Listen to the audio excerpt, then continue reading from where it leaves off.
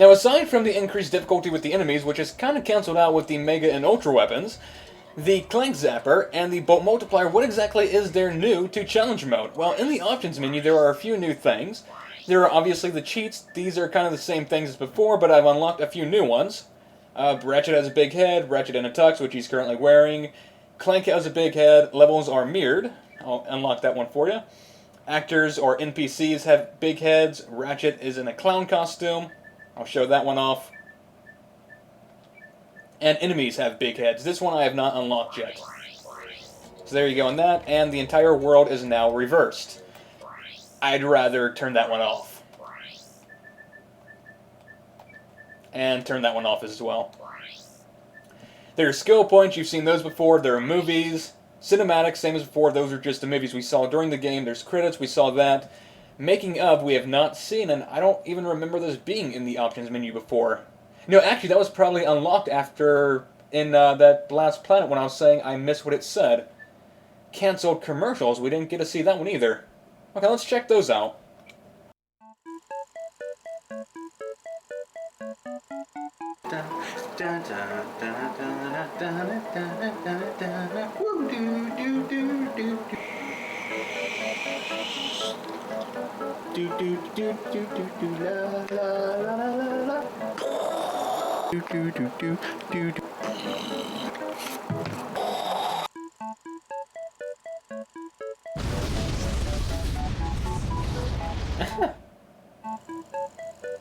Wow, that's new. This is the test of the mini rocket gun, the rocket launcher from Ratchet and Clank Going Commando.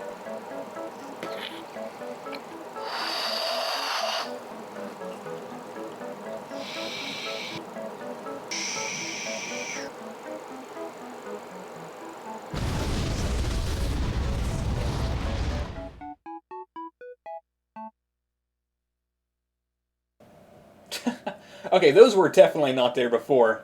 I like it. I'll save the making of video for last. Actually, you know what? Why not do it now?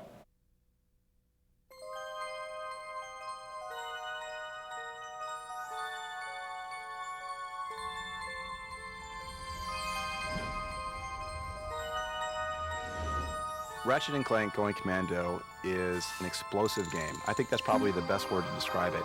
The weapons that you get, the upgrades that you get, and the enemies that you face create carnage.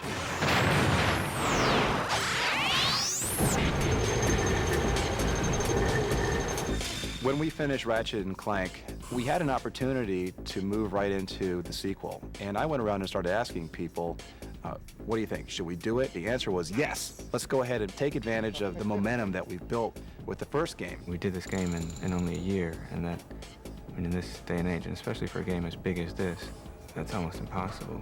I'd say it is impossible if you're not coming off of a running start. We had strong RPG elements, we had very strong action platformer gameplay, and we're bringing all of those elements to the new game, and then we're upping it. I think what really made Ratchet and Clank popular was all these weapons, and people just wanted to go and blow it up, and we want to take that to the next level. With Ratchet and Clank 2, we want to say, okay, we're tripling, we're quadrupling your firepower. It's all about blowing 10 times as much shit up.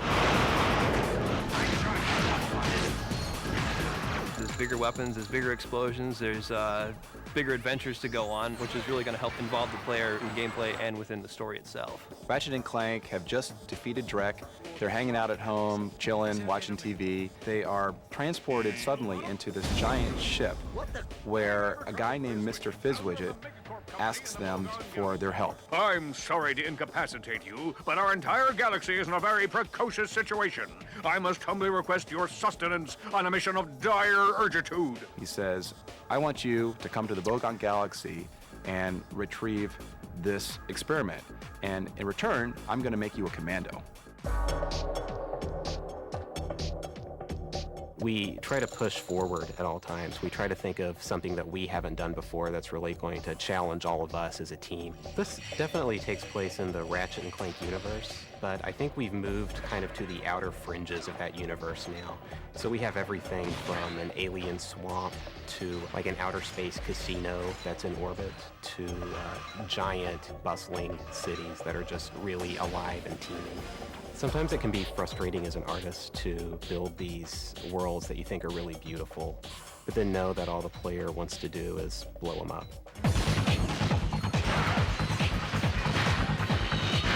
What we wanted to convey is just the feeling of raw power that the player has at his fingertips.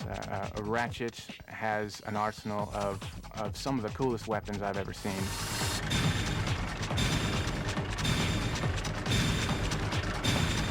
This time we decided to do things that were a lot more graphical and, effects-based, energy weapons, electricity, lava, plasma. We have the mini rocket gun. It's very similar to the Devastator, but much more powerful this time. Synthenoid is a small character who has a weapon for an arm. He'll fly like a little angel above your shoulder. There is a throwing star, which is your boomerang style. It bounces off walls, takes out enemies. It has a seeking advantage to it where it will actually find your enemy for you. I've sometimes started over a weapon because people look at it and go, oh, that's good. I got to start over. That's not good enough. When you show a finished weapon and people look at it and go, whoa, you know you did your job good. The changes from level to level as you progress in a new Ratchet are extraordinary. The enemies get much tougher, their attacks are stronger, and you as the player need to find ways to combat that. We definitely wanted Ratchet to improve over the course of the game. So now his health increases. He actually gets experience from his enemies. His weapons improve based on, which weapons he's using or how often he uses them. And he has the chance to evolve over the course of the entire game. We've created an experience system whereby your own ability to do damage increases the more enemies you kill, and your weapons also gain experience and go through upgrades, so that by the end of the game you're maybe 100 times more powerful than you were at the beginning. One of the philosophies that we've adopted at Insomniac is to create a lot of replay in our games, and Maxi Games works perfectly with that philosophy. Maxi games are an evolution of the mini games. It's an opportunity for players to make money, to gain experience, and to play something fun. I love the hover bike races, and the reason I love it is because of the sense of speed that you get. Spherical worlds are these like small moonlets that Ratchet can travel around and jump on these jump pads and fly up to very high heights. And you get the sense of vertigo as you're like standing on this very tall structure looking down at the spherical world. We have some sensitive stomachs at Insomniac, so we can always find those group of guys and show them a spherical world or show them some spherical challenge, and that will be our bar for nauseating effects. They were not vomiting, but they ended up, but there were some close calls. Who are these people? I ain't telling.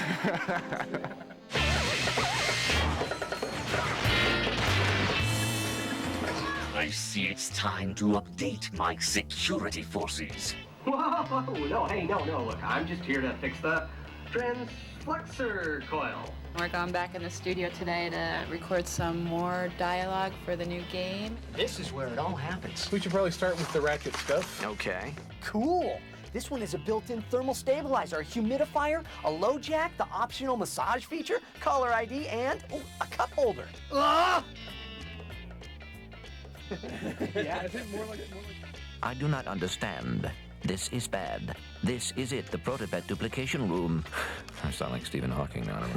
The universe is expanding. How much for two girls? I'm sorry. Well, I'm off. Clank doesn't use contractions. Son of a... Well, I am off. Ratchet and Clank Going Commando is not just a character action game. It's something that we can't even define at this point because we've added so many elements from other genres into this game. We've taken a whole host of attributes of RPGs and brought them into the Ratchet universe. Ratchet gets much stronger. Ratchet has experience points. There is a whole range of weapons that Ratchet can use. There's really no end to it. We really try to push it so that players get the satisfaction of blowing the crap out of the enemies.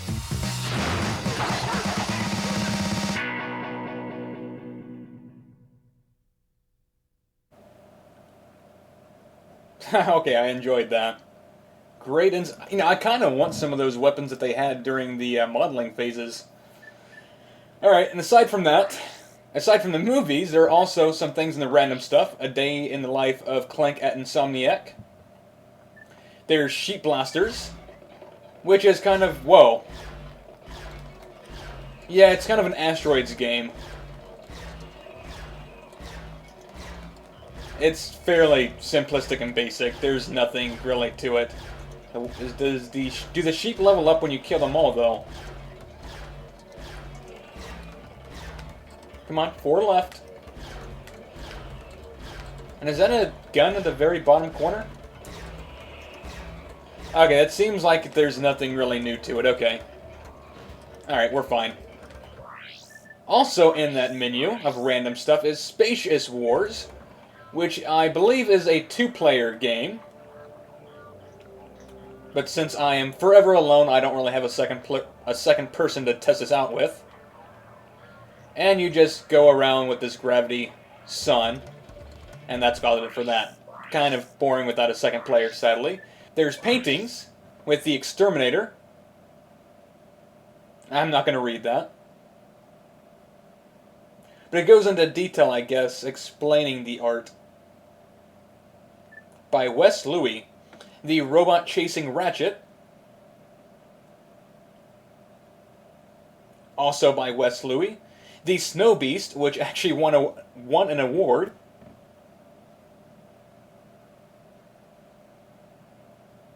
Also by Wes Louis. On Ratchet's Trail. Yet again by Wes Louis. The Megacorp Convoy.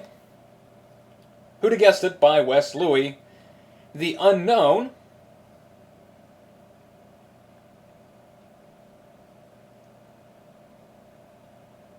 By Louis West. And that's it. Their endorsement deals. Megacorp Sandwich. Ratchet and Clank Cereal. The Quark action figure. I think we already got one of those during the game. Trading cards. Okay, I don't know what that's supposed to be. The obscenely expensive ship at 640 million. The Snow Beast Cola. Ratchet and Clank movie? Okay. And then finally Clank's day at Insomniac. At 9 a.m. he arrives at work with Ratchet as his chauffeur. At 9:10 he is greeted by the new security guard. At 9:15 he smells something terrible in the elevator. At 9:20 he receives information on robot harassment. At 10 a.m. we have some water cooler talk with Angela. At 10:40 Mr. Price is better at math than Clank. At 11 they decide to go take a smoke break. At 11:30 the artists draw Ratchet naked. Okay. At 12 it's lunchtime. Grease pudding. Sounds like the type of stuff I had at my old cafeteria. At 12:30 Captain Quark plays some b-ball. At 1 p.m. the Argus is spying on you when you go to the toilet. At 1:30 the bug testers test some bugs. At 2 p.m. Giant Clank destroys the office. At 3 p.m. the mathematician is trying to multiply his never mind. At 3:45 the plumber is Crack. That joke never gets old. At 4:20 some D&D. Dungeons and Dragons. At 6 p.m. Angela and Abe exercise. And at 9:30 they close for the night, and yeah, that's it. And then finally there are some shortcuts which will take you to either the races, the moons, the Insomniac Museum, or the arenas. And we're actually going to go to the Megacorp arena first, because I've been to the Mactar one, and there is a devilish challenge there, and I'm going to save that for last. But off to the Megacorp.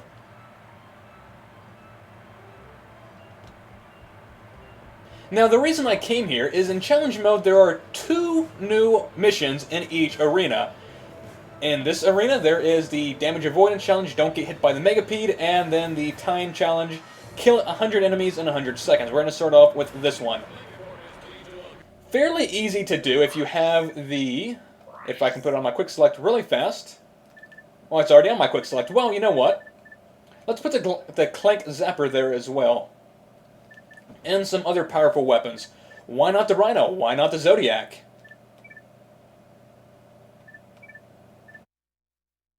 And just for the hell of it, a Mega Decoy. Now we're also going to need some Synthenoids too. Yeah, okay, I think that's good enough. So activate the Tesla Barrier and the Clank Zapper. And just spam the hell out of the rockets. Thankfully, with this barrier, even if we get hit, it does not count. And I should have restocked on ammo. Damn it. Oh well. Not a huge loss. A couple of decoys. Should be fine. And we have the Rhino. Let's use it.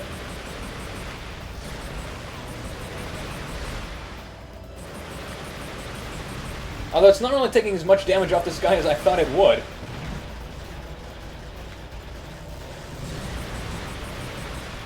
And I have the lock-on too.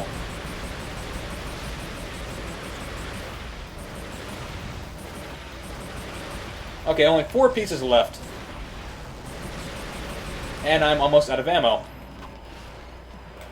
Oh, never mind. It restocks. There's plenty around. And there we go, he's dead. Oh, not quite. We still have this to take care of. Now we've won.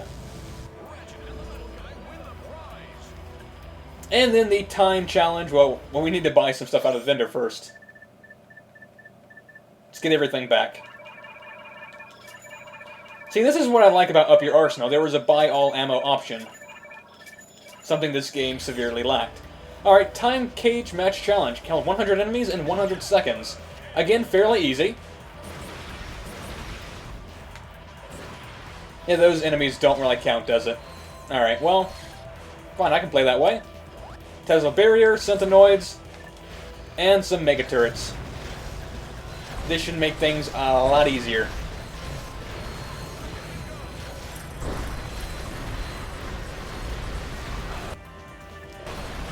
And Rhino, too. We got it.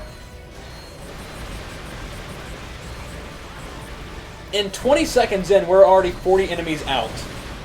Yeah, very easy. Not a challenge at all.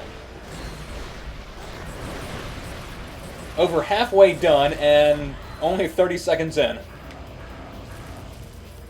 Are they really trying to make me fail this challenge by not having enemies spawn? You know, it'd be nice if some enemies started showing up right about now. Where are they at? Okay, here they come. I guess there was one on the other side of the map that was not coming towards me. Either that or we were both going in the same direction and he was right behind me the entire time. And you know what, we have not used a Zodiac yet. Why not use it now? As soon as I can see some enemies appear, I will.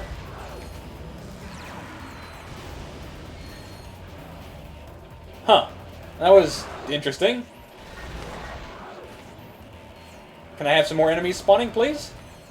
I only got 25 seconds left.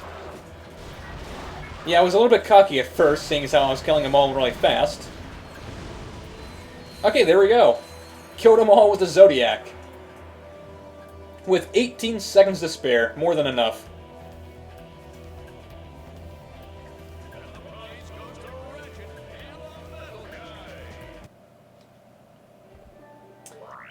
And now we can head off to the Maktar Arena.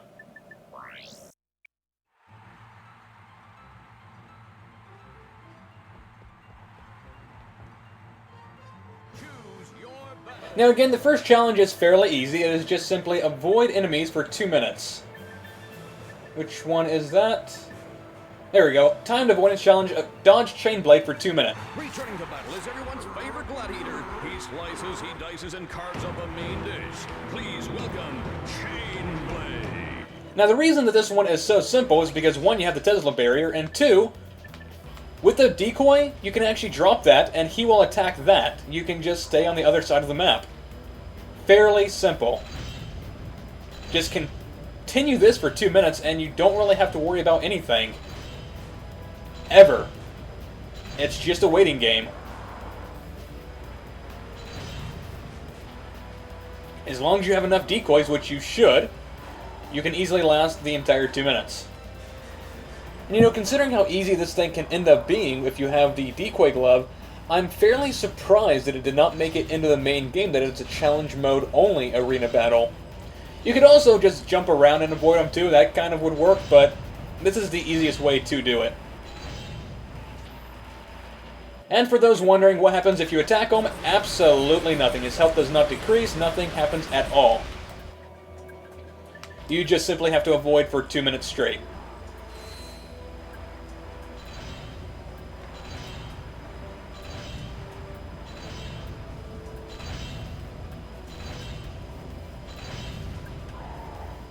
Now, if this was the other guy, the other boss for the Maktar Arena, then it might be a little bit more difficult because he does have those spinning legs.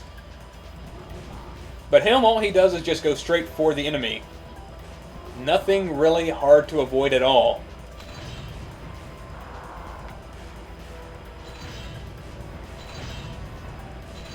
Yes, this is supposed to be challenge mode, and I'm supposed to be challenging myself, but you know what? Why bother when I can just take the easy way out?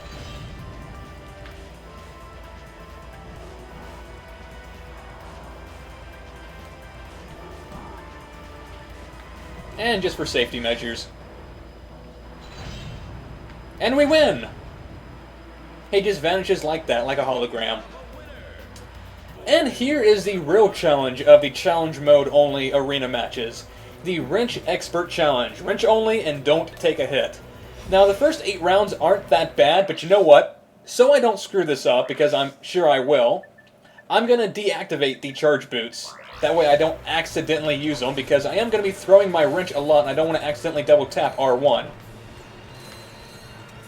Especially when I get to the very end, because the final round is easily the most difficult.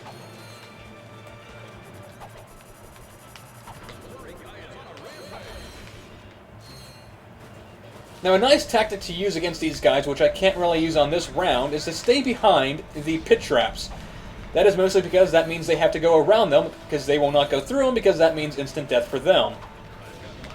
The AI is a little bit smart in that aspect. So on points like this, well, aside from these floating balls, you would want to stay behind these spinning blades. That gives you a vantage point where you can throw your wrench.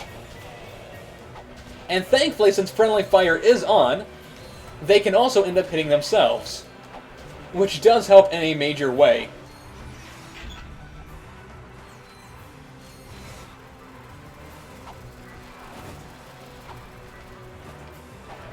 Now again, just keep repeating, keep throwing your wrench like so, and eventually you will get to the final round. I really wish you could actually just throw some decoys down or something, though. But that's what makes this challenge so challenging. Also, gotta be careful you don't walk into the pit traps yourself. No, I saw him coming. Coming my way. No, no, no. Now, if I end up dying on the final round, I'll probably just keep cutting ahead until I actually beat it. One left. No, he's still alive.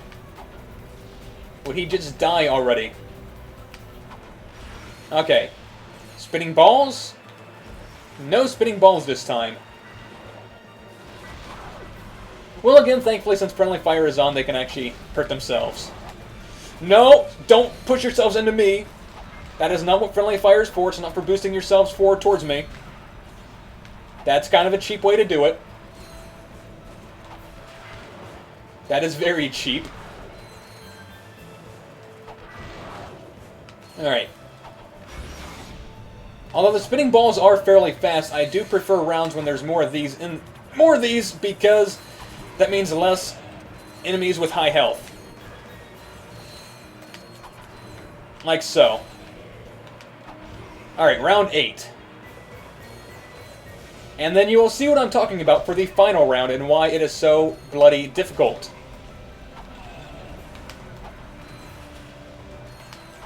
Actually, I'm kind of considering if I will cut ahead until I beat the final round, because, yeah, just like the races through the rings, it is a major pain in the ass, and I don't even think it's worth it. Because it's not even like you get a skill point or a platinum bolt for doing it. No, you... No, no, no, no. Yeah, see, this is exactly what I was talking about. Oh my god. Oh, I hate this guy. I hate the damage avoidance. It wasn't so bad when I had the decoy glove to use against him, but this is pure hell. I might be able to do it. It would be by pure luck if I could. Okay, good. No more balls are left. Oh, yeah, okay. You know what? Screw it. It's not really worth it. All it is like, what, 90,000 money? How much is it? Yeah, 90,000. It's not worth it. If you can do it, good on you, but personally, I think that's too much of a challenge for me. But with that, there's only one thing left to show off in challenge mode, and that is my death. No, there's only one thing left to show in challenge mode. If it wasn't for that camera change, I probably would have made it across there. And that is one final thing in the special menu. No, it's in the help menu. The Monsterpedia. A showcasing of each and every single monster in the game. Their health, their armor, how tough they are, the damage they deal, how many I've killed, where they're from, and their sizes. Now, considering how many enemies there are and how every single one of them has a bio, I'm not going to actually read all that stuff off. However, I will keep them on screen long enough so that if you want to, you can. That is going to be it for Going Commando, and I hope you enjoyed this final bonus video and the final look at the game. So I'm going to leave you off with the Monsterpedia, and until next time, adios.